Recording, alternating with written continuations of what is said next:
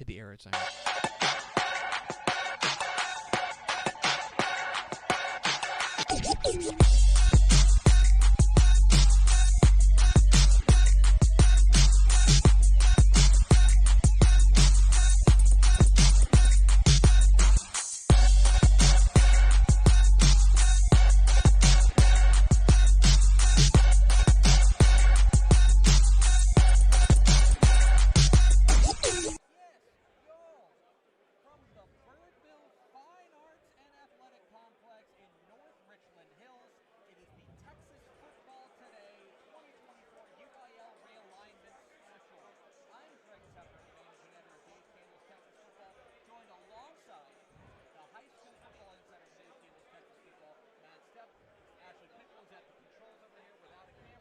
But, Matthew, we are 14 minutes away from one of the most consequential moments in the Texas high school football calendar. Yeah, this is a day that sets the pace for the next 2 years in Texas high school football. There is a lot of nervous energy in here. A lot of coaches whose fates are going to be really decided in the next couple of minutes, and we're going to see what happens here with these new districts, and it's going to be exciting and a lot of nerve-wracking moments. To set the stage, we're here at Birdville with tons of coaches behind us. At 9 a.m., the UIL is scheduled to release the new districts, which will govern Texas high school athletics across the state of Texas for the next 2 seasons. We're going to lead you up to them and then bring you instant analysis with what we've got going on. And so, Matt, let's talk about what we know right now. 13 minutes away from the big moment, which is teams that are moving up and teams that are moving down classifications. Let's roll out the teams that are moving up and down classifications here. And it's teams that, again, these are not surprises. When you take a look at the teams that are moving up and down, notable teams, Anna, the 5A 4 Division I state champions, moving up. Longview back up to 5A to 6A as well. Toller making the move. Brock, of course, a perennial power, making the move to 4A as well. Yeah, for Anna, we kind of knew they were going to be moving up to 5A Division II with their enrollment. Defending state champions. They won't get to defend their state title, but state champions a year ago. Longview, a perennial power, who won a state championship in 6A not too long ago. Toller, the state runner-up, and then Brock, a perennial power. So lots of movement, especially in the DFW, the general DFW area, with growth in the outer suburbs, causing teams to change classifications. And so you see also Fulshire making the leap, Brownsville Veterans Memorial in the Valley as well. Teams that are on the way down, though, Stratford, which has always ridden that 2A Division 1, 2A Division 2 line, will be back in 2A Division 2. Corpus Christi Miller is moving down as well. Lubbock Cooper in the 6-man ranks. Miami is moving down. Blanco, Mansfield, Timberview. There's some big schools, some big programs that are going to be dropping down in classification, which theoretically should help them. Yeah, absolutely. You start with Stratford, a perennial power, a 2A Division II state champion not that long ago. They're always riding that border, like you said. Corpus Christi Miller has had a 5A Division II enrollment for quite some time. They're actually going to play in Division II finally after opting up to Division I the past few years. And Lubbock Cooper, with them opening up another high school, causing them to move down to 5A Division II. So a lot of movement there. It's a lot of movement, and you can see especially what's interesting about this time is that you can see, is my mic on? Are you sure? Because they're saying you can't hear. When you take a look at these types of things,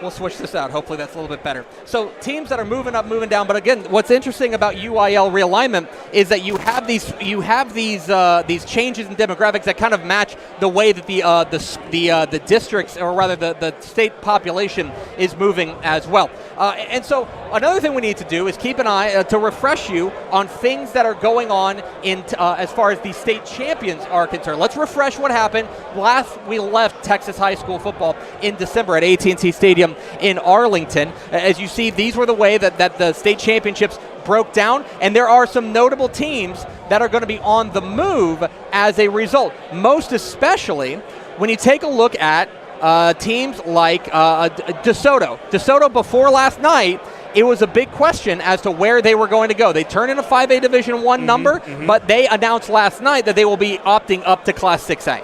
Yeah, and there have been rumblings of DeSoto remaining in Class 6A despite the enrollment. They were being a little cheeky with it, kind of waiting until the last minute. We got a late Friday news drop, or not a Friday news drop, but a day before realignment news drop. That came in and said DeSoto was indeed going to stay 6A. So that's the biggest news there for the defending state champions as far as in 6A. And then obviously in Class 4A, we talked about Anna and them moving up to 5A Division II. And then we mentioned Toller, who was a state runner-up, moving up to 3A Division II. So a lot of movement with state champions, especially with, like I said, DeSoto. They were the undisputed #1 team in the state this year, so them dropping down would have been huge news. But instead, we're going to get DeSoto most likely, I think, remaining kind of with their I-20 bunkmates there with Duncanville, Cedar Hill, Waxahachie, and also potentially Lancaster, who is moving up from Division I in 5A to Class 6A to make that district even tougher. I would say Lancaster makes a lot of sense to drop into 11-6A, right? Geographically, Lancaster's next door to DeSoto. They're right down the road from Duncanville and Cedar Hill. It makes a lot of sense for Lancaster to go in that district, but we all know the UIL will throw us a curveball occasionally, so that's always a possibility. Lancaster could get shifted east because they're the furthest east. So there's always a curveball or two the UIL can throw at us. Yeah, everyone else should remain in the same classifications at least, but we will find out what districts they're in, what regions they're in. We're going to find out here in about 8 minutes here live at TexasFootball.com. As soon as the alignments go up on the UIL website, we're going to get them up on TexasFootball.com as quickly as possible. We've seen a ton of coaches around from all around here. Oh yeah, it's crazy. I know the camera's not on us right now, but if you look behind us, it is packed wall to wall with coaches. There are hundreds of coaches and here. What I love about this time of year and this moment here is that you have these coaches who are used to wearing the headset and calling the plays and being in control. And right now, every one of them is helpless. Yeah, there's nothing they can do. There's nothing. These football coaches in general like to be in charge, like they're alpha personalities, they're control freaks, and they can't do anything about it today. They are completely at the mercy of the UIL as far as where they get placed.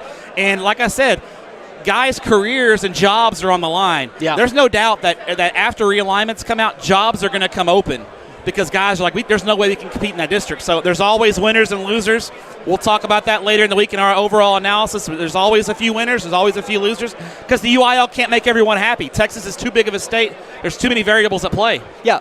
I mean, we say it every year, like, somebody's going to get their ox gored today. Yep, absolutely. Somebody's going to catch it on the chin. And as much as you can go on TexasFootball.com and see your mock realignments, in 7 minutes, none of it matters. No. Because the UIL has the final say. You're usually, like... Sometimes I'm right. Sometimes you're right. It depends, yeah. But invariably, there are going to be 2 or 3 things that come out in 6-7 minutes on TexasFootball.com that nobody saw coming. Especially in this alignment, I think, because the last alignment was so quiet.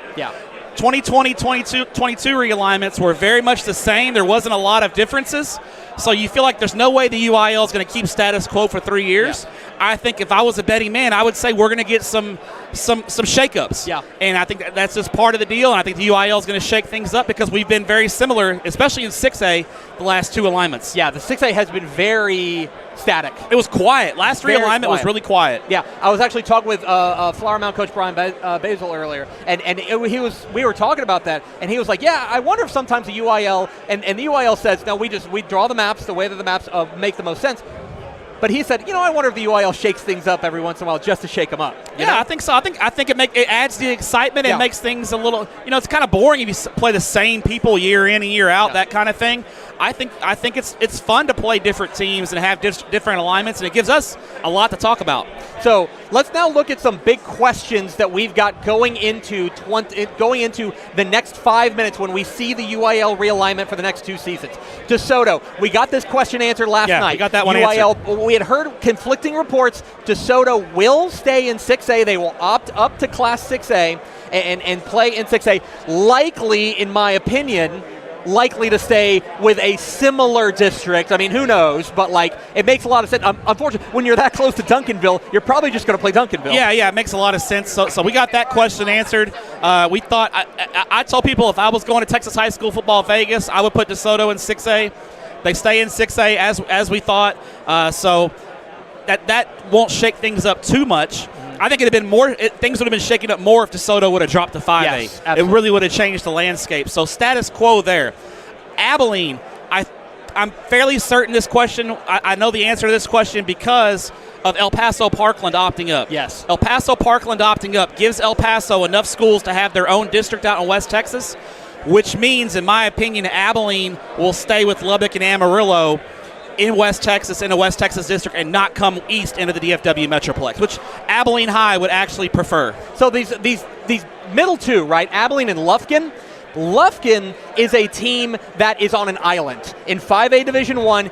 Go look at where Lufkin is. They're the only 5A Division I team around them. And so as a result, where do they go? We've seen them go everywhere. We've seen them go to the DFW Metroplex. We've seen them go southeast to teams like Port Arthur Memorial, things like that. Where does Lufkin land? That's a big question, and we'll find out in about 4 minutes. Yeah, they're on an island, and they've even gone to like College Station. They've been in the district College Station and Consolidated before. Houston in Class 6A. Fascinated to see what they do there. 6A and 5A I would loop in as well, because there's such population shifts and so much growth in the Houston area that there are invariably going to be very different looking districts in Houston in the big school brackets. 6A and 5A. I think Houston's going to get a facelift. What does it look like here in 4 minutes? Yeah, a lot of growth, especially in 6A. A lot of schools moving from 5A to 6A in the Houston area. Does Houston get an extra district, or do they just have a lot more 9 and maybe even a couple of 10-team districts? I think 5A, especially in 5A Division II, could look a lot different. We could see a team like Victoria, the Victoria schools go into Houston potentially. East and West potentially could go into Houston to fill out a district. Make an announcement here. We got 3 minutes until realignment. It all of a sudden got real quiet in here. TexasFootball.com, and it's because they're making an announcement, and also because coaches are pretty nervous. Okay, 3A Division I, Region 1. That is where Brock has dominated. They've been the dominant force in 3A Division I, Region 1. They're off to 4A. How does the 3A Division I, Region 1 look without a power like Brock? Yeah, I think it leaves a big power vacuum because Brock has dominated for so long in Class 3A Division I in Region 1. I think it leaves a huge power vacuum. And also, I think for Brock, if you're a Brock fan, where does Brock end up? Brock could go south, kind of with Glen Rose in that district. They could go north up with Graham in Burke Burnett into that district. So Brock could go a number of different ways as well. There's even a scenario Brock goes east into the Fort Worth area. So Brock's got a number of different directions they can go, in addition to 3A Division I having that power vacuum. And then I put this at the bottom here because, look, curveballs. We mentioned it. In 2 minutes, the alignments are going to be announced, and there are going to be things that we never would have seen coming. What are those? Who? And really, I hate to say who catches the short end of the stick, but there's going to be some teams that are going to feel like, man, we got hit square in the jaw by the UIL. Yeah, they can't make everyone happy. There's always a couple of curveballs. I always try to predict a curveball or two when I do realignment, but really at that point, when I do a mock, really at that point, we're just throwing darts. We're just guessing where the curveball is going to go because there's always a curveball or two. And so I think we're gonna look at the alignments here in 2 or 3 minutes and be like, wow, I can't believe that happened. Yeah. So we'll see what happens. I mean, we're about 2 minutes out. Hopefully the UIL gets the websites holding up good. Our website's holding up good, and hopefully we're doing okay. We are now 1 minute away from UIL realignment. We are simply. This is what's happening. We're refreshing the page on UILTexas.org, trying to see when these alignments come down. We will have it for you on TexasFootball.com as soon as we will have instant analysis, instant reaction. We will be joined by Dr. Jamie Harrison, the Deputy Director of the UIL, coming up here a little later in the show. But right now, this is nervous time.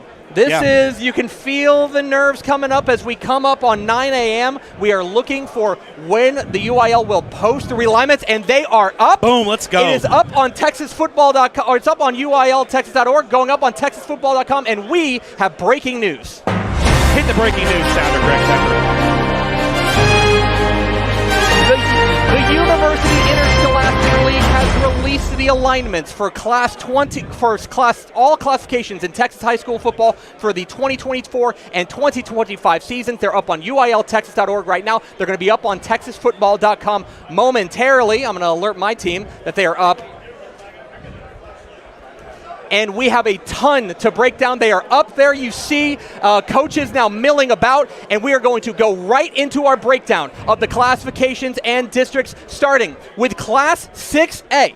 we take a look at what the changes are in Class 6A and what the big headlines are. We mentioned it earlier. DeSoto will opt up to Class 6A. The two-time defending 6A Division II state champs will remain in 6A. That is one of the big headlines. We found that out last night. Absolutely, yeah. DeSoto stays in 6A. The district stays basically the same. We'll talk about that in a little bit. But DeSoto remains in 6A, in 11-6A, with basically the same district, with a couple of surprises we may talk about in a little while. Medina Valley, out of the San Antonio area, going west, way west to Laredo to form a 7-team District 36A. That is pretty notable. Hutto will flip across the bracket again. Remember, they were Region 2. Yeah. They're moving into 25-6A with Vandegrift. That is a big storyline there for the Hippos. Yeah, so for Medina Valley, I think from a competition standpoint, moving up to 6A, this is a good thing for them. I think they'll be able to compete well with the Laredo schools.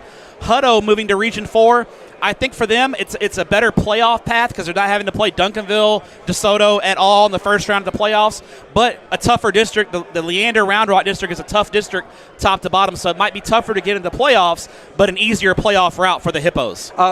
We wondered how Houston was going to sort out. How about Lamar Consolidated ISD? Fulshire, Richmond Foster, and George Ranch get looped in with Alief ISD. That's an interesting move. And then up in the DFW Metroplex, some big changes. Allen and McKinney will rejoin the Plano schools after a couple alignments away. Denton Geyer and Denton Braswell join the Louisville schools and Coppell. Yeah, Denton and Louisville have not been together in a long time. I predicted that alignment. I got that one right. That was one that I hit on the nose there. Allen and McKinney with Plano, that's an old school alignment that hadn't been the last 4 years, so it's good to see the Allen and Plano and McKinney schools all back together again in that scenario. Lamar Consolidated and Alief pairing together in Houston, I think that's a marriage of convenience with the size, those big puzzle pieces fitting together. How about Euless Trinity and LD Bell shifting to District 4 6A to join South Lake Carroll and Northwest ISD? That's a pretty big change for the Trojans and the Blue Raiders. And then Longview and Forney land in District 10 6A. They're moving up from 5A Division 1. They land with Rockwall ISD and Tyler Legacy. Overall 6A. The big news here, Mesquite ISD is gone from 10-6A. Wow. Mesquite and Mesquite Horn move west with DeSoto, Duncanville, Lancaster, Waxahachie. That's a tough draw for Mesquite Horn and Mesquite High to have to play in that brutal District 11-6A. There's going to be at least 2, maybe even 3 really good teams that can't even make the playoffs because that district is so deep. To Class 5A we go. 5A Division 1, where state finalist Smithson Valley returns to Region 4, where they will join Bernie Champion and San Antonio Piper in a district. Wow. Yeah, what a brutal district that's going to be. Really tough in Region 4. Smithson Valley was in Region 3 the last 2 years. They move over to Region 4. Piper is the up-and-coming program in that area, so I think Smithson Valley, that's a big news in Region 4 in 5A Division 1, reshaping that landscape. Wow, look at 5A Division 1. Highland Park sent all the way east to Lufkin, including a district that includes Red Oak, Burleson, Centennial, Joshua, Cleburne, all the way out to Tyler and Lufkin? So I think Highland Park would have rather traded the travel to Lufkin to not have been in a district like with less competitive schools. So I think for Highland Park, they don't mind the one trip to Lufkin in 2 years. The big loser here, Joshua. Joshua opts up to Division 1, and they absolutely get hammered. Joshua's got to play Highland Park, Lufkin, Tyler, Midlothian, Red Oak, Burleson, Centennial. A brutal draw for Joshua. That is their own doing because they opted up. What about 5A Division 1? Corpus Christi Veterans Memorial and Corpus Christi Flower Bluff will now be in the same district as Valley Powers, PSJA North, and Weslaco East. Yeah, Corpus Christi Vets and Flower Bluff are kind of on an island. They were the only Division 1 schools that were in the Corpus Christi area. Not a surprise they get sent to the Valley. There was a scenario they could have gone to Laredo, but I thought going to the Valley made a lot more sense for them. We mentioned this. Abilene goes west to join Lubbock and the Amarillo schools. You thought that was pretty, Yeah, we kind of thought that was going to happen. Once El Paso Parkland opted up, I thought Abilene going west with Lubbock and then north into Amarillo was a no-brainer. You can find all the alignments now on TexasFootball.com. If you check out every alignment, we've got them up on TexasFootball.com. Region 2, District 8 will be an Austin area district with Cedar Park and Georgetown. Lake Belton getting in that district too. So Region 2, District 8, last time was a Southeast Texas Houston district. This time it's a Central Texas district. A little bit easier on the travel there, but for Cedar Park, Georgetown, Lake District, Belton and Leander ISD. Very tough being in 5A Division I Region 2. 5A Division I full of change. Let's go to 5A Division II, where kaboom, an absolute bombshell.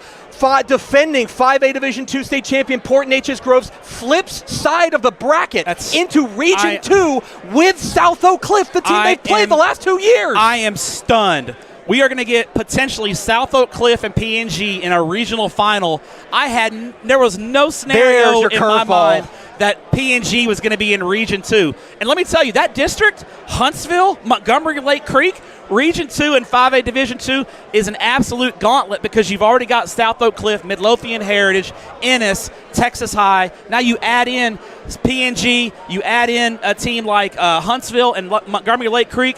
Unbelievable. I am stunned that Port Neches Groves is in Region 2. Unreal. That's a stunner. That is an absolute bombshell from the UIL. Speaking of districts of doom, 4-5A Division 2. Anna, the 4A Division I state champion, we knew they were moving up to 5A Division II, right? How about in a district with state semifinalist Frisco Emerson, powerhouses Melissa and Lovejoy, who, by the way, is now coached by Todd Dodge? 4-5A Division II, big time loaded, big time depth, and also they're in Region 1. That's the thing that kind of might fly under the radar here. They're in Region 1, so they're going to go west in UIL realignment.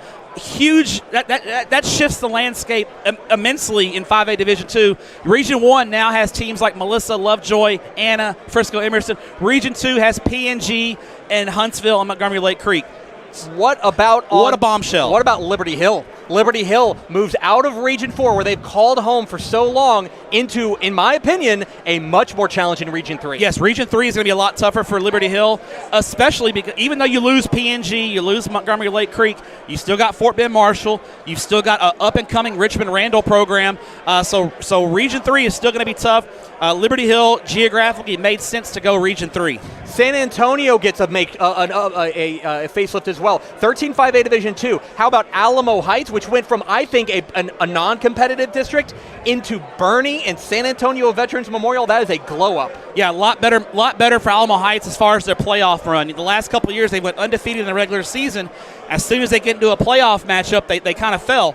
I think they'll be more battle-tested come playoff time. How about 9-5A Division II? Yeah, we talked about it. Region 3. Fort Bend Marshall, Iowa Colony, and Richmond Randall all piled into the same district. And geographically, it makes a ton of sense on the southwest part of Houston and the suburbs in Fort Bend County there, in Brazoria County. Iowa Colony, an up-and-coming Class 4A program. I believe they went 12-1 last year and lost to Chapel Hill in 4A. They're moving up, and they're only going to continue to improve. They're pulling from the same talent pool that Shadow Creek and Manville's pulled from. You can see all the alignments right now on TexasFootball.com. Every district for the next 2 seasons of Texas high school football. We're live in Birdville, breaking it down to Class 4A we go, where Division I, Stephenville will make the move over to 4A Division I, join rival Brownwood in a district in Region 1. And how about the flip for Lampasas, Burnett, and Marble Falls from Region 4 to Region 1? This has happened before, but it hasn't happened since the 90s, where teams like Burnett, Marble Falls, and Lampasas are in Region 1. So this, historically, there is some context here. It just hasn't happened in a long time. That basically, it's a 281 corridor district there.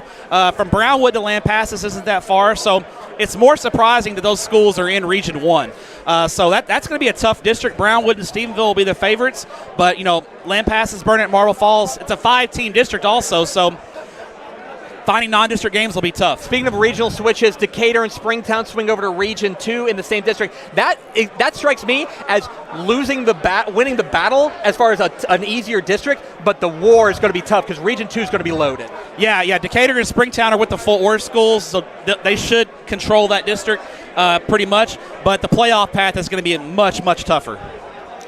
We check out, as you take a look at UIL realignment here, we're breaking it down on TexasFootball.com. Canyon West Plains, this makes a lot of sense, moving up to 4A Division I. They will join a tough Panhandle district with the Canyon schools. To 4A Division II, Cuero moving over to Region 4 into a district with Sinton and Ingleside. You want to talk about an immediate challenger to Wimberley. Yeah, so Cuero moves into Region 4, and Wimberley gets that big challenge that they probably needed in Region 4. Cuero is a Region 4 team. This was a 2-year kind of experiment, them going into Region 3. Makes a lot more sense for them to go to Region 4. Cuero's got to travel a little bit more in district, but I think their playoff path will be a little bit closer to home. How about 12-4A Division II? We thought this was going to be the case. It's just like a collision of Central Texas powers who are all kind of cramming into 4A Division II. You got China Spring, Lorena, and La Vega, all of whom have played for or won state championships in the last 6 years or so, all in the same district. Yeah, China Spring, Lorena, La Vega, and then people forget Waco Conley's still in that district. They're a really good team as well. So it's going to be a district of doom in Central Texas. There's an article up on the front page of TexasFootball.com that says here is every new 6A to 1A district. You can go and find all of them right there. I'll put it in. Yeah, they're showing them. If you can't pull it up on the website, I'm not sure what's going on. Maybe we'll try to refresh your page. Brock, we wondered where they were going to go. They land in a 6-team district with Graham and Mineral Wells. I know that Coach Billy Mathis told me he was hoping to land into a big district, 7 or 8. Instead, he's going to go searching for a non-district game, and maybe hard to find. Week 5 might be tough to find. I think geographically it makes sense for Brock to go with Graham and Mineral Wells. They're the closest schools to them.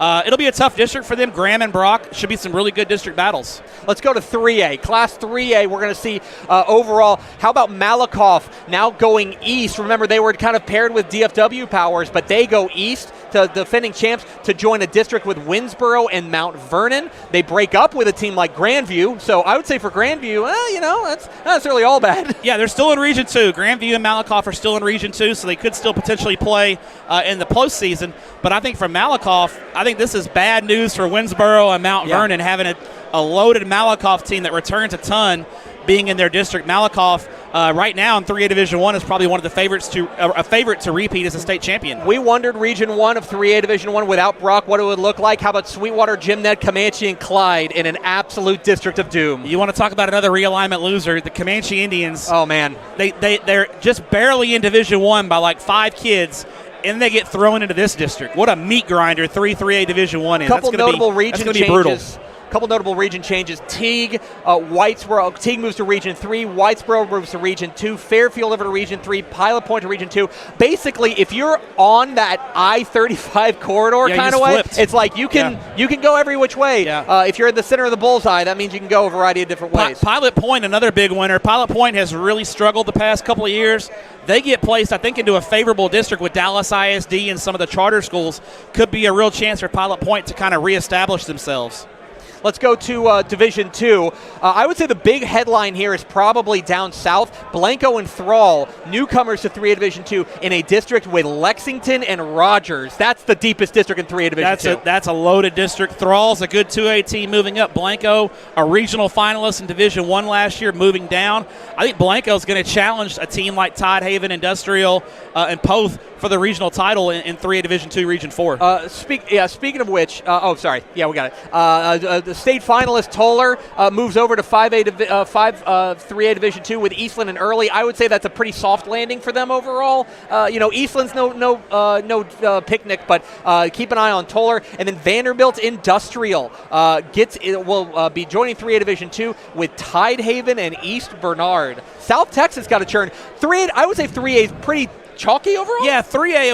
3A. I think looking at it, I think we would agree that it's basically a kind of a chalky. Not a ton of huge surprises here because we already knew about the classification changes. Let's take a look now at Class 2A. Class 2A, the changes there. Region 1 in Division 1 gets a reload. We knew Sunray was on the way up, and they will join District 1, 2A Division 1. New Home and Abernathy in the district with Post in 2A Division 1. Yeah, basically Sunray and Stratford are basically flipping places from Division 1 to Division 2. New Home, we knew they were moving up. They were a power, fast-growing school on the southern edge there of the Lubbock metro area that's growing rapidly. Central Texas on the move, not a surprise. Marlin and Crawford flip sides of the bracket from Region 2 to Region 4 into District 13, 2A Division 1. Those are teams that have been very good recently. They could have a big impact on the way that Region 4 shakes out. Because remember, that means they're going to go into, and speaking of Region 4, San Saba moves into Region 4. Mason, Holland, and Johnson City. Shiner drops out, but it feels like Region 4 of 2A Division 1 at least stayed the same. Yeah, for the last few years, it's been basically, for the last few years in Region 4 and 2A Division 1, you've had Refugio and Shiner, and then last year was kind of Refugio and Ganado. I think obviously you lose Shiner to Division II, but overall Region 4 is a lot tougher. Yeah. Because you got Ganado, who brings a lot back. Refugio's Refugio. But adding Marlin, Crawford, especially Marlin and Crawford. San Sabas had some struggles the past couple of years, but Mason's back on the rise again. They had a good year last year, and you add a team like Marlin and a team like Crawford, who have been perennially good, especially Marlin with their athleticism. I think that makes the Region 4 race in 2A Division 1 a lot more interesting. To 2A Division 2 we go, the smallest 11-man classification. We take a look at that. How about 10 2A Division 1? Mart is now in a district with the team they played in the semifinals, Chilton, as well as perennial power Bremond, a real step up in competition in district for Mart. So Mart, even though their long district winning streak is in more jeopardy now than it's ever been, I think this is a good thing for Mart to get that tough competition inside of district play that they've really lacked. If you're Chilton, you're like, dang, I'm kind of, we got to play these guys in district, and then potentially could have to play them again in a regional final if the brackets worked out better. So I think overall makes Region 3 a lot tougher in 2A Division 2, a lot more interesting in the regular season. Some big movement in the Panhandle as Wellington moves over to Region 2. Which is very interesting, and drop down Stratford and Farwell land with Groover in 1-2A Division 2. It's going to be a new look Region 1. It feels like in 2A Division 2, Region 1, Region 2, that District 4 and 5, flip-flop. Yeah. So the Wink District is now in Region 1. It was in Region 2 last time. This time you flip-flop it. Wellington, I think in 2020, Wellington was in 2A Division 2. This time you flip-flop it, and now you've got Wink in Region 1. And then, of course, all eyes were on Shiner. Of course, a perennial power dropping down to 2A Division 2. Well, they dropped down to 2A Division 2, but they're going to deal with Falls City in district. So you want to talk about that's an old rivalry, a hard landing and a fun rivalry renewed. Yeah, it's talking to folks in that part of the state. Falls City and Shiner used to play a lot, and they had a good rivalry going for a long time. They're back playing each other, so that's a good thing. But it's tough for Falls City. Let's take a look at 1A. In 1A, I'll go through this real quickly. A lot of regional movement here. Defending champion Gordon changes regions. They move over to from Region 3 to Region 4. It's a Region 1 reload. Borden County, Whiteface, Rankin, and Buena Vista all pile in to Region 1. And Knox City moves over to Region 2. Erie and County flipping over sides of the bracket to Region 2 as well. Very interesting there in 1A Division 1, an upheaval in six-man football. Per usual, is something we tend to expect whenever realignment comes along. And then Division 2, state finalist Oglesby moves from Region 3 to Region 4 as well. Perennial power Balmorhea, always on that Region 1, Region 2 line. They will shift back over to Region 2. And then some bracket flippers. Strawn and Throckmorton. I believe Strawn flipped sides of the bracket last realignment. They're back into Region 3 from Region 2. And then Lorraine, who was a powerhouse from Region 3 to will move from Region 3 to Region 2. They will change sides of the bracket as well. We're breaking it all down here. You can go to TexasFootball.com and see all the new districts for the next 2 seasons of UIL realignment, UIL Texas High School Football here on TexasFootball.com. We're so glad you're joining us here on TexasFootball.com. I want to invite you to become a Dave Campbell's Texas Football subscriber. If you go to TexasFootball.com/subscribe, there's never been a better time to become a Dave Campbell's Texas Football Insider. A year's worth of exclusive online content at TexasFootball.com. You get a year of access to Dave Campbell's Texan Live, where you can stream thousands of UIL or thousands of Texas high school events, including hundreds and hundreds of Texas high school football games and hundreds of Texas high school football playoff games live on TexasFootball.com. You also get exclusive online content and our legendary summer edition mailed to you directly. The summer edition mailed to you directly. Don't wait for it to hit store shelves. Get it early before it hits store shelves if you go to TexasFootball.com/subscribe. Coming up here in just a moment, we've got big name guests reacting to UIL realignment, but first, a word from our partners. I feel like bustin' loose, bustin' loose, come on. Get on up. Oh yeah, get on up. Bustin' loose when you wanna sing, bustin' loose, baby, do your thing. Talking about bustin' loose, yeah. Hi, I'm Jennifer Potter, Executive Director of Be Well Texas. Too many people are struggling alone these days, and alcohol and drug deaths are increasing.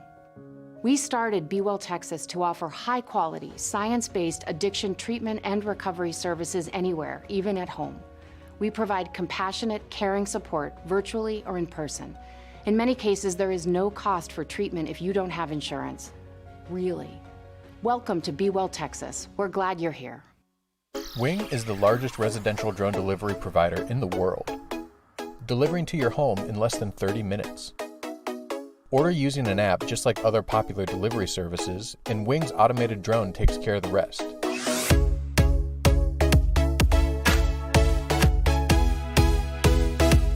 It's fast, safe, and sustainable, and it's now delivering to parts of Dallas-Fort Worth, Texas. You can learn more at wing.com/TexasFootball. Again, that's wing.com/TexasFootball.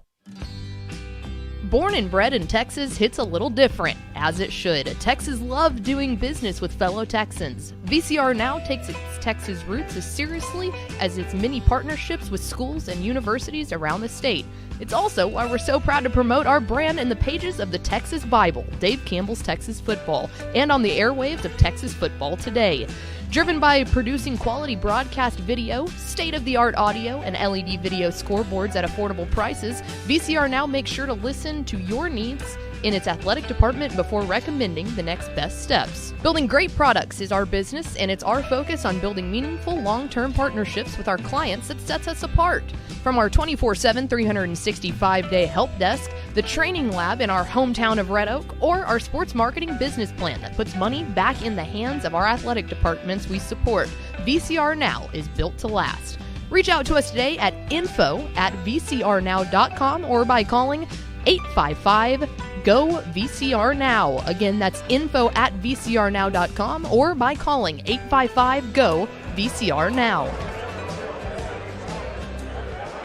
Back here live at the Birdville Fine Arts and Athletic Complex here in North Richlands Hills for the Texas Football Today UIL Realignment Special. I'm Greg Tepper. You can go to texasfootball.com right now and find every district up for the next 2 seasons of Texas high school football. You can also go on texasfootball.com and find my 10 quick thoughts on UIL realignment. There's a lot to break down. We're going to spend the next hour or so breaking it down, as well as getting big-name guests here at Texas, here on the Texas Football Today UIL realignment show. We're tracking down some coaches here to get them live. Pickle's joining us now. Hi, Pickle. Hey, how's it going? I don't have a camera, but I am here. I guess Pickle is here. I could do, which is very TFT-like. Yeah, realignment. We're back, yeah. baby. We've never been more back. Huge seismic things. I would say that the biggest storyline for me would be, I think bombshell's P&G. P&G moving to Region 2 into a region with South Oak Cliff. That, to me, is your bombshell. I think that is the biggest bombshell out there in UIL realignment. I think you take a look at some of the districts of doom. That Central Texas district in 4A Division 2 with China Spring, Lorena, China Spring, Lorena, La Vega, you add in Waco, Conley, brutal stuff. We didn't even mention this. We glossed over it. You take a look at 4-5A Division 2. Anna, Lovejoy, Melissa, Frisco, Emerson, all piled into the same district. It is going to be wild out there. You get some rivalries renewed. Shiner and Fall City back in a district for the at the same time. Brownwood and Stephenville will be a district game, which personally, in my opinion, I love to see. Well, and that right there is like the highlight of Texas high school football, too, is just being able to say, oh my gosh, think about those two communities going at each other. We had two coaches that were obviously previous alums of those schools. Yes, absolutely. That's fantastic stuff. You know, I talked with Sterling Doty, the head coach at Stephenville. He's here, and I asked him, would you rather go to Region 1? And he's like, it's kind of, we'll play whoever's in front of you. You know, there's tough teams everywhere. You're not going to duck anybody in Texas high school football, but certainly something to keep an eye on. I would also say you take a look at the way that Houston broke down in the big school ranks. Very interesting the way that they drew that up as far as lumping in. You see Pearland, in the Pearland ISD teams in the same district as the Alvin ISD team. So Manville moving up to 6A. They will deal with Pearland and Pearland Dawson, as well as Alvin Shadow Creek as well. A brutal district down there in the Houston area. We mentioned it earlier. Mart, you want to talk about getting a big-time test in district for the first time in what feels like a long time. Remember, they haven't lost a district game since 2015. They will now be in a district with Chilton, who they played in the semifinal last year, and Bremond. That is very interesting. You're going to look at 7-5A Division 1 and be like, whoa, holy cow, what a swath. If you look at it on a map, it is going to be wild. When you take a look at stretching all the way from Joshua, south of Fort Worth, to Lufkin, and including teams like Midlothian, Red Oak, and Highland Park along the way, my goodness, a big, wide-ranging district. You take a look at what happened in Corpus Christi with Corpus Christi Flower Bluff and Corpus Christi Veterans Memorial. We knew they were moving down to 5A Division II. They get lumped in, we thought north or south, they get lumped in with Valley Powers, PSJA North, and Weslaco East. It is fascinating stuff here. UIL realignment, always very interesting, and one of the guys who drew it all up, at least had a big hand in it. We're joined by the Deputy Director of the University Interscholastic League, Dr. Jamie Harrison, joining us now. Dr. Harrison, how's your pulse? Right now it's pretty good, Greg. The website went up at 9 o'clock, actually a few seconds early. It's managing the traffic. And so the first real stress point, we're over. So I'm doing a little better than I was a few minutes ago. It's absolutely, I know there's so much work that goes into it. I want to ask you a little bit about the challenges of this year's alignment. Every realignment is different, but with this particular alignment, what was challenging about it? Well, so it depends on the map we're looking at, right? Each map has its own challenges. You start in the larger conferences. 6A in the Houston area where you have all of those schools right on top of each other. Almost all, if not all of those ISDs have multiple high schools. So by rule, those schools have to be together. So trying to find how these three that have to stay together pair up with another 4 or another 5 or another 6. And just figuring that puzzle out to try to balance out the district sizes as best we could, was a real challenge on the 6A map. And obviously, on any map west of I-35 can be a real challenge. That's where you'll see some much smaller districts just because of the travel involved. We're Dr. Jamie Harrison, the Deputy Director of the UIL. Dr. Harrison, this year's alignment, I'm interested in how it maybe was different from past year's alignments. I think people may think, they just take the numbers and it's the same process every year, but I know you guys are always tweaking. How was this year different? Well, this year wasn't terribly different than in previous years. For the last couple of alignments, we've really reached out to schools, given them opportunities to communicate with us what they think works best for them, offer input, and we offer no promises other than our best effort. But we did more of that this alignment than we ever have. Really talking to athletic directors and superintendents and coaches from around the state about what might be better for their particular school, especially in those areas that have the travel burdens. And I think you see more of their input reflected in this final product we released today than you've ever seen before. We keep every piece of input. Actually, we print a hard copy and keep it in a notebook, and we go through every page of that as we finalize these alignments. And virtually all of the input was incorporated. Not in every case could we give them everything that they were asking for, but they were all at least partially granted. And so I think you just see a lot more of a collaborative effort, so to speak. Well, we're still responsible for the maps. I want to be very clear about that. But you see a lot more input from schools reflected in these final releases. Dr. Harrison, one I had, you mentioned it a little bit earlier. I think there's this kind of misconception that the UIL is just kind of like this big authority figure that lords over everybody and just says, decrees, here is the alignment. We've talked, off air about this, about all the communication and the conversations that you have with athletic director. Can you kind of talk a little bit about those conversations and that communication you have with schools so that maybe they're not necessarily blindsided by what they see today? Yeah, it looks that communication looks different in different cases. We have some schools who literally will just send an email and say, this is the district we would like to be in. And they basically do their own little version of alignment, at least for their little area. But we obviously have to hold back all of the information that has to be kept confidential. But the release of the conferences early in December has really opened up the opportunity for even more conversation, because there are schools who know where they are on the map. They know who the schools in the conference are. They know where all of them are located on the map. So they know, well, we could either go east or we could go west, or we could go north or we could go south. We're kind of in the middle. And so it gives us an opportunity, without giving away anything, to hear from them about, this really works better for us. And we get that from 1A through 6A, and everywhere in between. And again, we absolutely do go through an exerted effort to talk to those schools who are facing, extreme travel. In most cases, that's, West Texas, west of the I-35 corridor. Not in all cases. We've got some South Texas travel issues too. So, reaching out to those schools, talking to them about, you kind of know which directions you could go. Tell us what works best for you. What roads are easier to travel? What do you feel is safer? What just fits your school better? And again, I think you see more of that reflected in what we've released today than you've ever seen before. So there's a ton of input from schools that goes into these final decisions. He's Dr. Jamie Harrison. He's the Deputy Director of the UIL. Dr. Harrison, we know today's a busy day. I'm sure your phone is blowing up, but we certainly appreciate you taking a little bit of time. And congratulations on another successful alignment. Thank you. Really appreciate you guys and appreciate all the coverage. Absolutely. There goes Dr. Jamie Harrison, the Deputy Director of the UIL, joining us here on Texas Football Today. Our UIL Realignment Special live here in Birdville. We are live here in Birdville, where there's just coaches, there's luminaries just milling about. Let's see if we can just grab somebody at random, Pickle. Let's see if we can just find anybody. Oh, my goodness. We are pleased to be joined by the new head coach of the Lovejoy Leopards, Coach Todd Dodge. Coach? What do you think, Ted? What do you think? Hi, Ashley. How you doing? Good. How are you? There we go. We'll fix that mic there for Have you. you ever worn a headset before? No, it's been 2 years. I forgot how. You forgot how. Retirement hit. You mentioned it. It's been 2 years since you've been on the sideline. You retired for 2 years.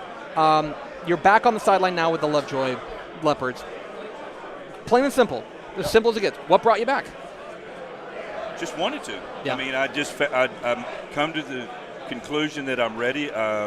Still got the gas in the tank, so to speak, all the deal. And went to watch Riley's teams play this fall. Went to watch a little bit of Tony Shaps play. Went to watch Klubnik play. Went to watch Great House play. Went to Pullman, Washington. I've been traveling, but it's all been around football. I guess I just can't get away from it. And Elizabeth and I knew that we would be moving back up to the DFW area, whether or not I coached again or not.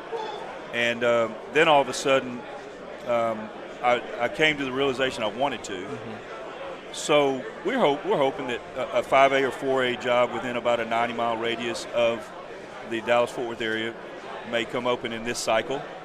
And all of a sudden, early January, it popped, and I was very interested in it. And I've been visiting with Katie Cordell, I can't say enough about her, the superintendent at Lovejoy. You talk about a rock star. She's been awesome.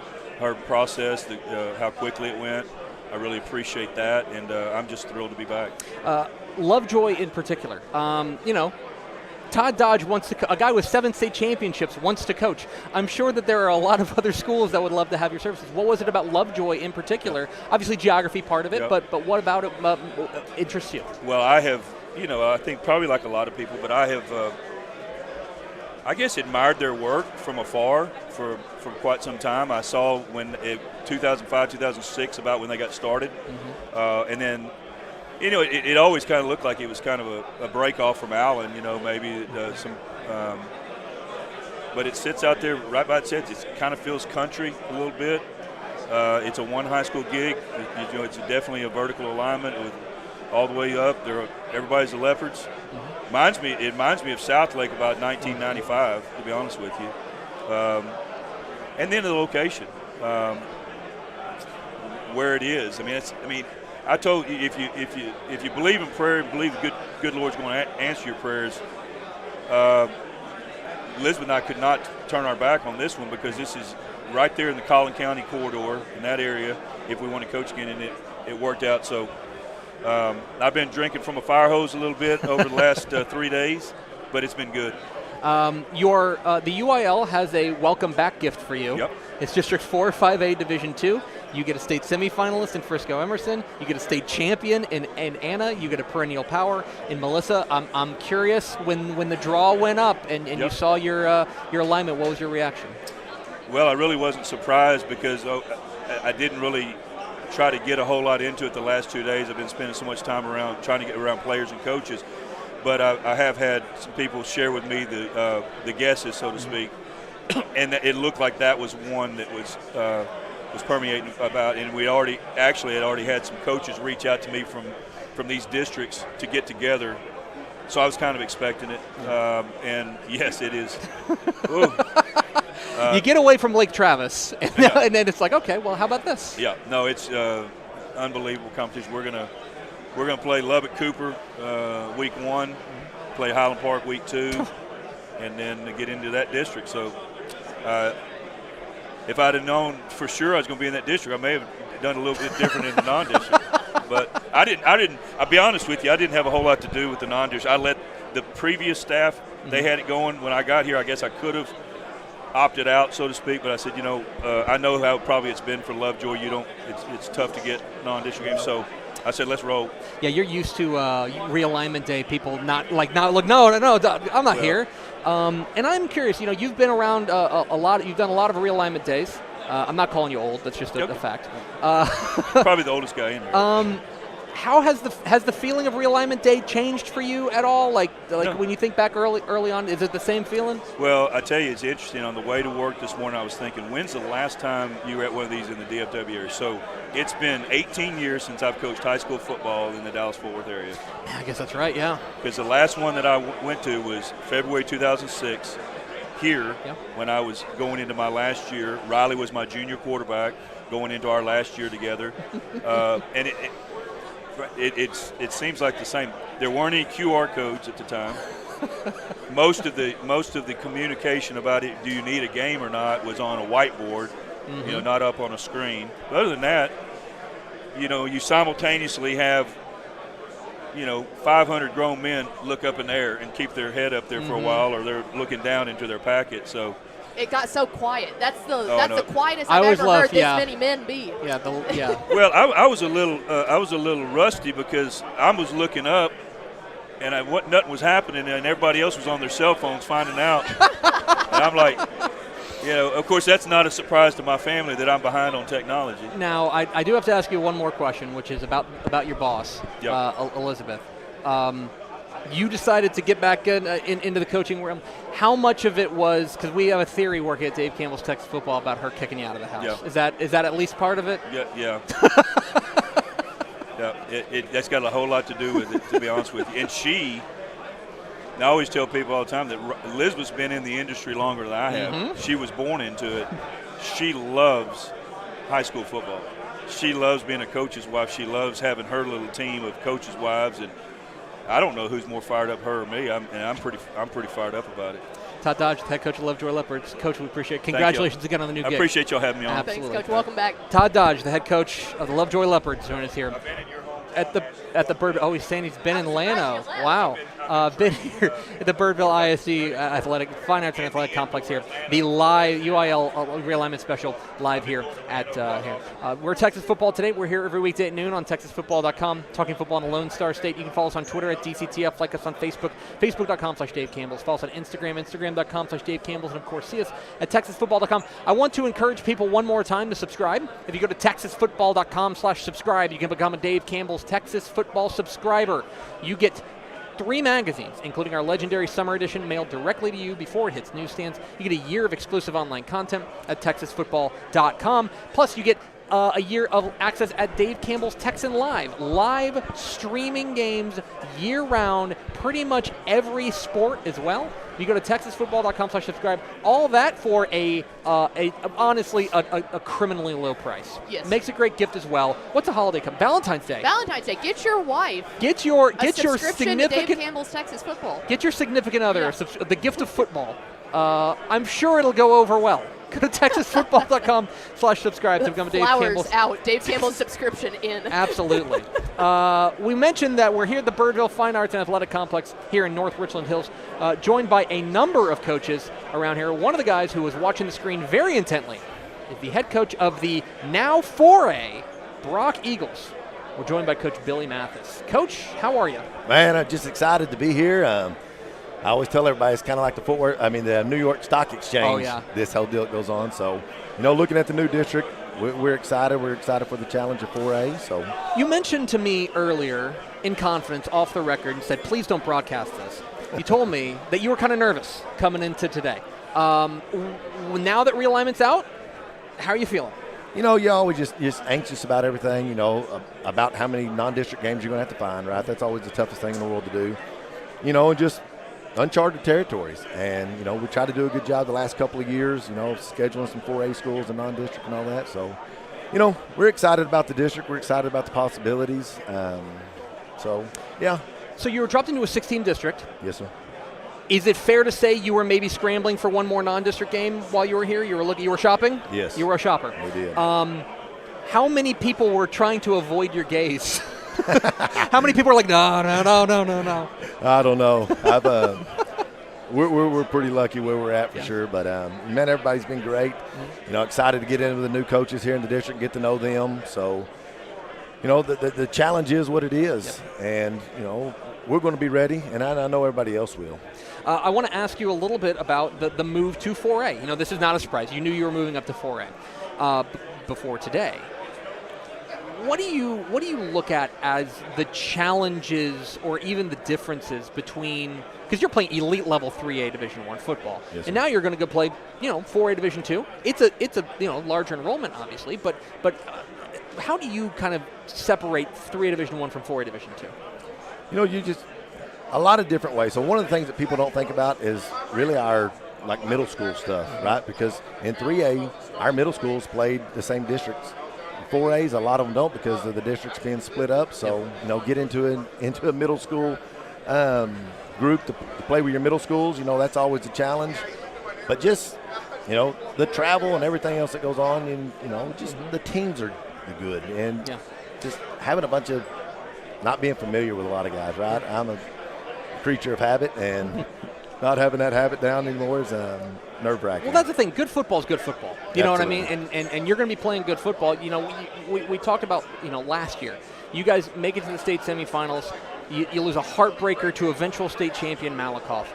I know the standards at Brock are so high. They're so high. Now that you've had some time to assess what happened in 2023. How do you assess what you guys were able to do in 2023? I thought it was an amazing year. Had a great group of seniors that have been playing. A lot of them been starting for 3 years. So and it's one of those times. You talk to coaches all the time. There's just have those games. That game against Malakoff. Malakoff was an unbelievable team, and they deserved to win. And, we use that as fire through off season. Every morning we get up and we're in that weight room and we're out there on that track running. I remind them of the feeling they had at the end of that game when the buzzer went off and everybody's hearts broke. What's going to drive you to go not let this happen again? And we know, we're in Region 1 and we know the teams that are tough out there. And you look at Region 2 and, you got the big dogs over there in Region 2. And you got to be able to go and have that opportunity. You pray for that opportunity too. So, very thankful that we even had that opportunity, because I know people all the time say, man, teams would kill just to get to the semis, right? And they would. Once you're there, right, same thing with the state championship. There's never you just can't imagine not being there again. You don't use the word greedy, but let's get greedy. You know what I mean? Like we're here, might as well win the stinking thing. If we're going to do it, let's do it. Let's win the whole thing. And I'm always curious with coaches with situations like that. I think there's two ways to go about it, and I don't think there's a right or wrong way. We're going to remind you of how this felt all the time, or we're going to watch the tape, we're going to ball it up, throw it in the trash. And it seems like you guys are using this as fuel. So you do, it's kind of that happy medium, right? You don't want to just dwell on it. Yeah. So we don't dwell on it, but we use it as a fire, absolutely. So you want to go in there and say, these are the things that happened, right? We can't do anything about it except now get better and make sure that they don't happen again. He's Billy Mathis. He's the head coach of the 3-4A Division II bound Brock Eagles. Graham, Texas, they're coming to your town maybe. I don't know, either this year or next year. We're doing that right now, trying to figure out home and away and all that. That's the fun part. He's got more important things to do than talk with me. Coach, it's an honor. Good to see you, my friend. Thank you all so much. Good to see you. Take care. Yes, sir. Billy Mathis, head coach of the Brock Eagles, join us here on Texas Football Today, our UIL realignment show here live at Birdville ISD. We're Texas Football Today. We're here every weekday at noon on TexasFootball.com, talking football in the Lone Star State. You can follow us on Twitter at DCTF, like us on Facebook, Facebook.com/Dave Campbell's. Follow us on Instagram, Instagram.com/Dave Campbell's, and of course, see us at TexasFootball.com. Billy Mathis has left. Here's a man who knows. Oh, it's Todd Dodge's phone. I have Todd Dodge's cell phone. Oh, hey, Mallory. Hey, Mallory, can you give Coach Dodge his cell phone? Can you give Todd Dodge his cell phone? This is great. He's this right is live there. television, folks. Yeah. This is live He's right over there. television. Hey, he told us on the program, technology is not his Not a strong strong suit. He said there weren't He probably QR left codes. that thing there on purpose. Back here, joined by a man who knows significantly less football than Todd Dodge and Billy Mathis. It's Matt Stepp. All true statements. Let's talk a little bit more about realignment. We're going to dig in a little bit into. Let's talk a little bit of we'll go big schools first. 6A. We talked a little bit about it. We didn't. One thing I think is interesting is you dig down deep. One thing that I'm paying attention to, and I know you are too, the size of districts, the number of schools in districts, and there are a couple of districts out there that catch your eye. We knew it was likely to be a little Southwest Conference, District 2 6A. Sure. That stays the same. The Midland and Odessa schools, San Angelo Central, Friendship, etc. That's not a surprise. That's a 16 district probably forever until one of them drops a 5A. Until Friendship opens that second high school in 2026. Exactly. And we'll see what happens. But I look on the other end of it. To 31 and 32 6A. There's some that is. I'm shocked. Kind of shocking. Yeah, we thought the South Texas, the Laredo Valley schools would get kind of packed into 2 districts. Instead, the UIL keeps them in 3 districts, and we have in the Valley a 5. When's the last time we saw 5? It's been a long time. I don't know it's been a while since we've seen a 5-team district in the state's largest classification. Yeah. I know there was a 4-team district a while back with John Tyler, Tyler Lee.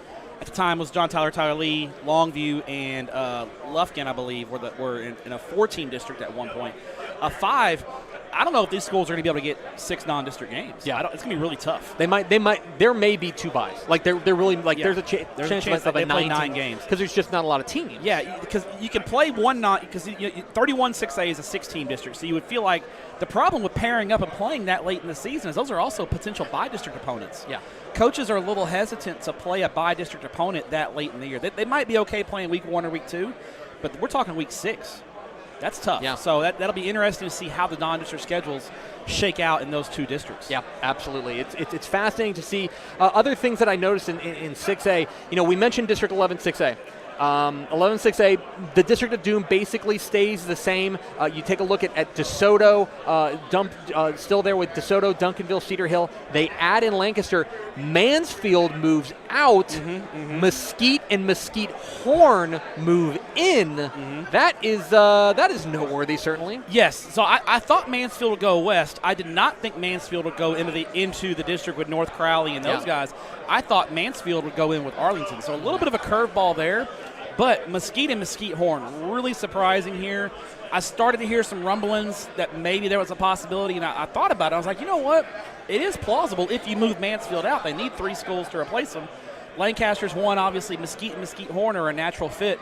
I think if you're Jacody Coleman and Skyline, you're really disappointed today. I think you had hopes that you would get taken out of that district. Yeah. Instead, Skyline remains in the district, and it gets tougher because a really talented Mesquite Horn gets added into that district. So 11 6A, absolute meat grinder. Let's go to 5A Division 1. And I want to talk a little bit about what we're seeing in Region 3, specifically District 11 and District 12, which are interesting for different reasons. District 11, if you map that out, it's kind of a Houston, I don't want to say leftovers. Outer Loop District. Kind of the Grand Parkway District. It loops, that's a good way to put it. It's like on a toll road, basically. Yeah. There with Crosby, New Caney, Porter, LaPorte, right? I mean, you've got teams north and south of Houston together. And then District 12, Craig Way told me this. In a year where an Austin team and a College Station team are reunited on the football field, Austin and College Station are reunited, A&M Consolidated and College Station going over to play in teams like Austin, Anderson, and Buda Hayes. Even going south of Austin to Hayes and Kyle and Lockhart. Yeah. So, Consol and College Station had kind of been playing the North Austin, Georgetown, Leander ISD schools. Now they're getting real Austin. They're getting into Austin with this district. So the interesting thing about Region 3 and 5A Division 1 is the construction of it. Now you've got, instead of 2 Houston districts, an Austin district and a San Antonio district, you've got 3 Houston districts and an Austin district with Brazos Valley kind of sprinkled into the Austin district. So the composition of the region has changed because the Austin district moves into Region 2 and the San Antonio district moves into Region 4 with the Corpus schools not opting up this time. Victoria East to San Antonio.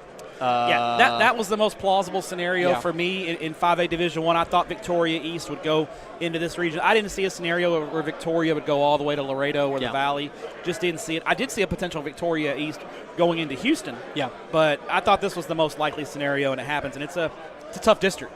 It's a Champion, Piper, Smithson Valley.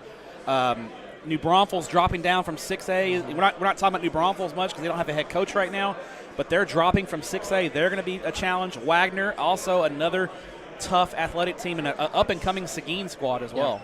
Let's drop to 5A Division 2. 5A Division 2, I mean, the big screaming headline, we talked about it. The bombshell of realignment this year is Port Neches Groves in Region 2. That's, to me, if there's one 3-inch headline across the front page of TexasFootball.com, it's Port Neches Groves in Region 2. And if you're Liberty Hill, even though you're moving to Region 3, you probably like this a lot because Port Neches Groves has beaten you in the state semifinals the last 2 times. Well, now you don't have to worry about them until a potential state championship because P&G is in Region 2. So that's interesting as well. I think for P&G, it's surprising. Yeah. I think they're very surprised right now. I talked to Jason Todd at South Oak Cliff just a second ago. They lost their Week 3 game with Aledo because Aledo got put in a 9-team district. So Week 3, South Oak Cliff versus Longview. Oh, my gosh. Oh. Yeah, South Oak Cliff versus Longview, Week 3. How about that? We're going to effort for live on TexanLive.com. We're going to effort. So that's going to be Region 2, 5A Division 2, going to be really tough. There's no doubt about it. We're talking about P&G and SOC, but, you forget. Montgomery Lake Creek? Texarkana, Texas High is loaded next year. Jerry Stanford's going to have a loaded ball club. They're going to be great. Midlothian Heritage, a perennial team that's been a fly in the ointment, always played South Oak Cliff tough. Region 2 is still really, really tough in 5A Division 2. District 3, 5A Division 2. Argyle, Colleyville Heritage, your beloved Everman Bulldogs, Grapevine, the Colony, and the Mansfield schools. And this district, I think, came about because of Joshua opting up. Yeah. Joshua opting up really threw some things off. And this is kind of a leftovers in the DFW because this district goes from Mansfield all the way to the Colony and Argyle. A far-flung district and a brutal district. There's going to be 2 or 3 really good teams in this district that simply don't make the playoffs, and my Everman Bulldogs may be one of them. This is a brutal district. Sadly. A sad day. By the way, how are your Coppell Cowboys looking? They got Louisville, Denton. They drop. They're now sticking. They drop the Plano schools. They get Geyer. They drop the Plano schools and they get Geyer and Braswell and Little Elm, right? And Little Elm. Yeah. So. It's a win for Coppell. Antonio Wiley's probably feeling pretty good about things. I'll wait till we get to 3A, but I'm going to need a Llano update because we'll get you a Llano. We'll get you a Llano update. You've been a little busy. Wichita Falls, the 2 new schools, Wichita Falls Legacy and Wichita Falls Memorial. We thought there was a chance they go to the DFW Metroplex. Instead, they swing west. They're going to be in a district with Amarillo Palo Duro. Yeah, that's we kind of expect. This is where Ryder has been the last couple of alignments. So you kind of expected with adding a school, they would just make a 7-team district. Not a huge surprise. They swap out Lubbock Cooper for Lubbock High, so it's a tougher district top to bottom. Adding Lubbock Cooper, let me tell you, Wichita Falls Legacy is going to be a good ball club. Mark Bindle's ball club, actually, I can't remember. Whichever one Bindle's at is going to be the good one because that's where most of the Ryder kids are going. I'll also tell you what's interesting. I think that's another ripple effect of Joshua opting up. Memorial. Memorial. Bindle's at Memorial. Wichita Falls Memorial. Keep an eye on that. But Joshua opting up kind of took it out of the UIL's hands. They gave them not as much flexibility that I think probably removed the possibility of them going to going west, east. Another thing, Corsicana goes east. Eugene Rogers, that's a good scenario for them. District 6, 5A Division 2. A tough district, but I think a district that Corsicana feels like they can compete for a playoff spot in. So I think if you're a Corsicana fan, you're very happy today. 4A Division 1, you take a look at the overall breakdown. You've got a couple of notable moves here? For example, how about El Campo moving to Region 4 into District El Campo 15? and Bay City and moving Bay to City. Region. If you're Bay City, Bay City's been really good the last couple of years. They just couldn't beat Tyler Chapel Hill and Kilgore, which not a lot of people are beating Tyler Chapel Hill and Kilgore in 4A. Bay City goes into Region 4. Region 4 all of a sudden has got an influx of super athletic football teams. Iowa Colony? Right? No, they're in 4. They're in 5A. 5A. Oh, but gotcha. you add Bay City, El Campo, and Austin LBJ into Region 4 and 4A Division 1. All of a sudden, 4A Division 1 Region 4 got a lot more speedy, a lot more athletic, which San Antonio Davenport is the defending regional champions. They're going to be really good again. But this region got a lot tougher, a lot quicker. Yeah, it most certainly did. For the most part, Region 3, more or less, aside from those changes, kind of stays the same. My laptop died. I'm sad. Oh, no, I'm sorry. Sorry. You can look at my I have a phone. It's 4A Division 2. One of the things we overlook, Carthage, which is always a threat to flip sides of the bracket, they stay in District 8. They're not in a district with Gilmer and Pleasant Grove. A lot of chalk out there, 4A Division 2 East Texas, at least. The fireworks are probably in Region 4, specifically the addition of Cuero. We can't stress enough how much of a big move that is, an immediate contender in Region 4. Yeah, also I think in Region 4, you got a 4-team district. District 16, if you're Ruben Garcia, you're probably like, man, I got to find 7 non-district games, but I'm in the playoffs. You're in the playoffs. So Kingsville moves down from Division 1 to Division 2 into a 4-team district. I think this is a good move for Kingsville. I think they'll be very happy with this alignment. I think if you're in Region 3, you dodge the bullet with Carthage. Okay, that's fine, but you know what? I still got to deal with now China Spring, Lorena, and Waco La Vega, in addition to Waco Conley. And then you still got Jasper, you still got Silsbee, you still got Belleville, who played for a state championship last year, looming around. Region 3 and 4A Division 2 is still going to be very tough. Yeah, absolutely. One thing to keep in mind, I wonder if District 16, push comes to shove, they do what the district out in West Texas in 3A does, where they do the double round robin? It could be. We could see there's a few 4-team districts floating around out there. We could see several of them do that. To 3A Division 1 we go. We talked a little bit about Malakoff moving over to District 7. That's pretty notable as well. Let's give our Llano update. Llano, District 13, 3A Division 1 with Florence, Tom Moore, Luling, Marion, and Universal City Randolph. Okay, so a lot of same district. Basically the same district, you get rid of Blanco. Yeah, Blanco dropped down. Yeah. There. I think this is good news for Llano. I think Randolph is going to be the team to beat. The Rohawks are going to be tough, but District 12. I think it's a good thing for Llano. And then they match up, the by-district matchup. If you can avoid Jourdanton, should be a pretty. Well, the rest of the Pickles live in Luling, so we're going to have some family beef. I love it. On Oh, heck now. yeah. One notable thing, Randolph and Cole, separate districts. Okay. They're in separate districts, so the Military Bowl, Air Force versus Army will be played in I'm hoping they still play it. I don't know if they're going to play, but hopefully those two keep that rivalry. It's a special rivalry. Hopefully they keep playing it. We talked about how District 3 is probably the district of doom there. I will tell you this, that if you are Bushland, I feel like you're probably pretty happy overall. A 4-team district, you got to find a lot of non-district. Luckily, there's a 4-team district right next to them, so they could potentially have some non-district opponents. Exactly. So, District 12, 3A Division 1, a district of doom. Columbus, Hallettsville, Hempstead, Hitchcock, Yoakum. Yeah, same district as last time. Brutal district. Good luck. I'm sure Hitchcock's one of those teams having a real hard time finding 6 non-district games. We mentioned 3. We go to 3A Division 2. We mentioned 3A is pretty chalky. Overall, 3A, not a ton of changes here. One thing that I think is going to be interesting, obviously some high-profile move-ups. Toller moving in there, and you're moving up, and I think it's a manageable district. Yeah, but I think you're going to deal with Gunner. Yeah, I think Toller, it's a win in district play. I think they got a district they can compete in, but Region 2, all roads lead through Gunner. Good luck with all that. Yeah, absolutely. Everything else, a lot of chalk there in region in 3A Division or 3A Division 2. Yeah, but again, we go back to yeah. District 13. 13 3A Division 2 is a true district of doom. Blanco, Comfort, Lexington, Rogers, and Thrall. Those by-district matchups, 13 and 14, are going to be a lot of fun. Because in District 14, you got East Bernard, Tidehaven, and an Industrial, and always tricky Van Vleck and Brazos. You could realistically, it's not hard to squint and see Lexington and Vanderbilt Industrial in the first round. Yeah. I mean, that's a really good first certified banger in the first round. To 2A Division 1 we go. We'll talk a little bit about 2A Division 1. Obviously some changes out there in Region 4. Central Texas moves to Region 4, basically, with Crawford, Marlin moving over to Region 4. Refugio goes south. How about that? Refugio is always a swing school. They head south, which they've done in the past a time or two. I think their district's going to be a lot easier, but that And I don't think they're going to play in non-district because they think they could play in the playoffs. Yeah. But Refugio and the weird thing is Refugio may go into the year not as the favorite in Region 4. Yeah. Because of everything that Ganado returns. Yeah. I will also tell you this. If you are in Region 2, we talked about like how there's like a vacuum in 3A Division 1 Region 1. How about 2A Division 1 Region 2? I'm looking at it right now and I'm like, shrug? I don't know. Someone's going to win that region. I could see a team like Axtell winning the region. Like it's a total. It is a real toss-up. That opened up wide. Yeah, wide. Maybe it's the year of Tioga. I don't know. It's opened wide up in 2A Division 1. 2A Division 1 Region 2. I think another tough district there. 2A Division 1. Abernathy, New Home joining that district. Yes. Their Post is punching air right now. Post is improving, but from Floydatas, the Whirlwinds are always a good. Here's another breaking non-district matchup for you. We're going to get the Snow Bowl. Polar versus Frost versus Winters in week 1. Let's go. Live. Thursday night. It's a Thursday night game too in Hamilton. An opening night? Okay, I might have to be there. Frost versus Winters. The Polar Bears versus the Blizzards. But let's go. Here's the best part about that. It will be 115. Oh, absolutely. I know. That's what's great. Literally the week 1. I love it. Oh, yeah. We have to go. Yes. We have to go.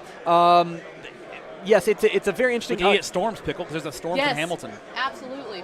Were Timpson and St. Augustine always in the same district? Did I make that up? My brain might be mush. I don't know, but St. Augustine's going to be a lot better next year. Yeah, they are. Garrison's going to be good. St. Yep. Augustine, it's a good district. I can't remember if Timpson and St. Augustine were in the same district last year. I think they Too much were. information. It's tough. Yeah, it's tough. Yeah, we're gonna sorting through the data I'm with gonna you guys say right now. Yes. We're going to say yes. 2A Division 2. With a question mark on the end, yes. Yeah, give me a one shot of that. 2A Division 2.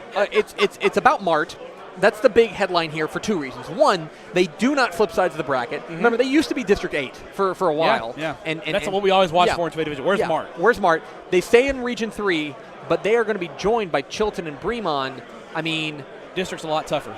I wrote this on my piece on TexasFootball.com. Mart, in the last 2 years, has gone 12-0 in district play and beaten their opponents by a combined 668 to 41.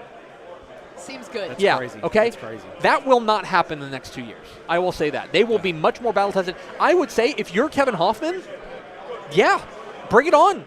This is something that you're probably pretty pleased with. This is a good thing for Mart. I think this is a good thing. They'll be a little more battle tested. Because really, Mart for outside of non-district, they don't get tested until the state semifinals. They probably got tired of us saying, "Oh yeah, we forgot they were a team until week 12." Yeah. You mentioned it earlier when we were doing our instant reaction. District 4 and District 5 basically flipped. With Clarendon, Wellington, those teams now moving over to Region 2. Sure. And teams like Ira Ann, Wink moving back out west, which for Wink, they're probably. Yeah, Brian Gibson's a very. Oh my gosh. I talked to Coach Gibson in Lubbock. He was like, I want a 6-team district and I want to be in Region 1. Check. And he got both. So he got both. Yeah, because Wink. So basically, District 4 and 5 have flipped the last 3 realignments where they District 4 was in Region 1 in 2020, 2021. And now they're going to be in District 4 in 24-25, and in 22-23 they were in Region 2, so they just kind of flip-flopped. Texas Football, by the way, TexasFootball.com has all the alignments. You go to TexasFootball.com, you can find all the alignments, every district up right now. I want to talk a little bit about Region 4.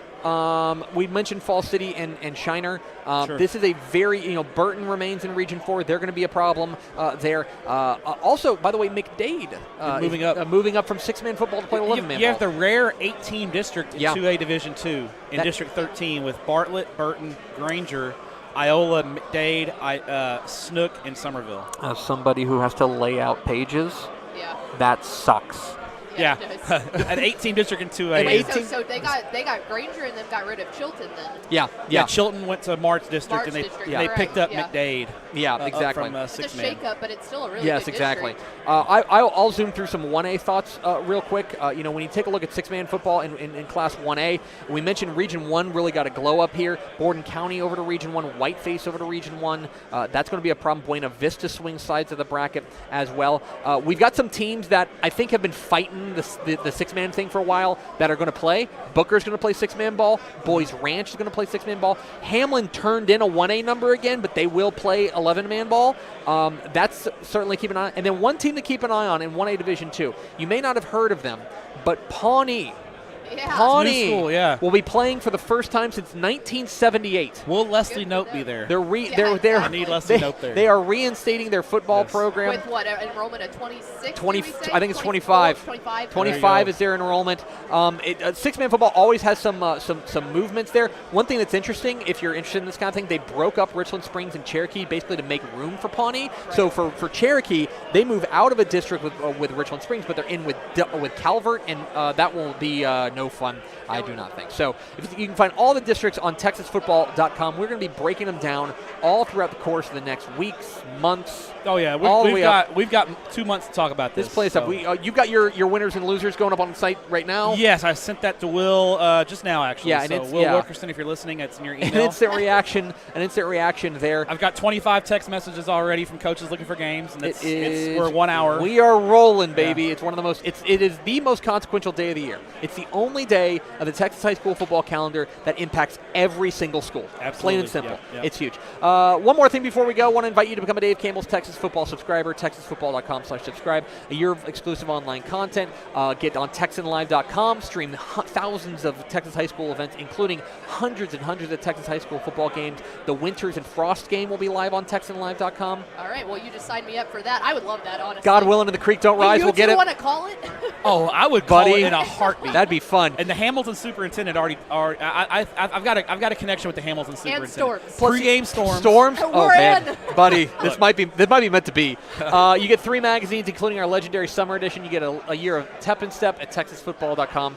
That's our podcast. If you like what Step and I have to say, go. We're going to record on Monday, right? We're going to record on Monday. Realignment, a full hour plus of instant reaction. Yeah. A new realignment on Texas of Tep and Step on Monday or Tuesday. Yeah. We got to figure it out. And I want to give a shout out to Ashley Pickle and Mallory Hartley. They did an amazing job getting everything set up. This is a lot of moving parts to get set up. So those ladies did incredible work today. And Pickle got her revenge. Let's go. Absolutely. That's going to do it for us here live from Birdville. Thank you to Birdville ISD for being our host here. Thanks to Todd Dodge, head coach of the Lovejoy Leopards, and to Billy Mathis, head coach of Brock Eagles, for being our guests. For Matt Stepp and Ashley Pickle and Mallory Hartley and the entire Dave Campbell's Texas football team, I'm Greg Tepper. Vince Young, please come get your Player of the Year trophy. We'll see you tomorrow for more breakdown of UIL realignment on Texas Football Today.